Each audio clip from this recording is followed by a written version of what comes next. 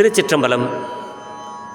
அன்புடன் அடியார்க்கு அடியேன் சிவபாலா. படித்ததில் பிடித்ததாக வள்ளுவன் வாசகத்தில் திருக்குறள் அறத்துப்பால் இல்லறவியல் அதிகாரம் 8 அன்புடைமை அன்புடன் வாழ்தல் பற்றி வள்ளுவ பெருந்தகை நமக்கு அருளுவது.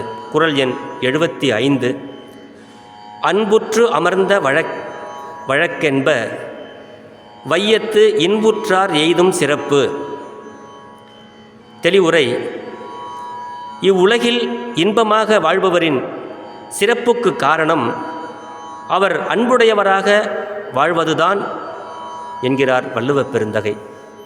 இந்த உலகத்தில் இன்பமாக வாழ்பவர்களுடைய சிறப்புக்கு காரணம் அவர் அன்புடையவராக வாழ்தல்தான் என்கிறார் வள்ளுவ பெருந்தகை. குறிப்பு: அன்புடையவராக வாழ்ந்தால் இன்பமாக வாழலாம் என்று நமக்கு அறிவுறுத்துகிறார் வள்ளுவ பெருந்தகை. சிவசிவ. திருச்சிற்றம்பலம்.